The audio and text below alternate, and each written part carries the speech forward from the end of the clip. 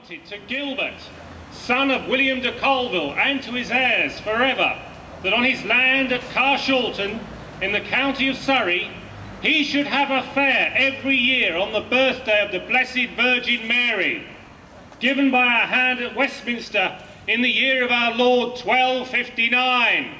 God save the King! Pray silence for the Worship Hall, the Mayor of the London Borough of Sutton, heir of Gilbert de Colville, Lord of the Manor of Carshalton. Well, good morning everybody, and I do hope you're going to enjoy today. In 1259, during the reign of Henry III, Carshalton was granted a charter for a weekly market and an annual fair. Now this hasn't been going on uninterrupted since then, but the Carshalton Society have reintroduced the tradition in recent years, and Eric and I went along to join in the fun.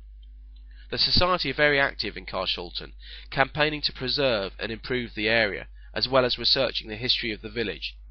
Each year, early in September, a number of willing volunteers man stalls, raising money for local charities and organisations.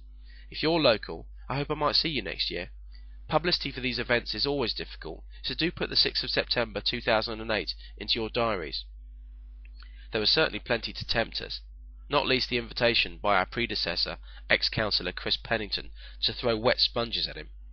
When in the modern era of consensus politics, the three of us agreed that it would be a great idea to soak him, all for a good cause, the interestingly named Frolic, Friends of the Library in Carshalton. Our local MP, however, gave his Lib Dem colleague a bit of an easier ride, explaining to us he was just being kind.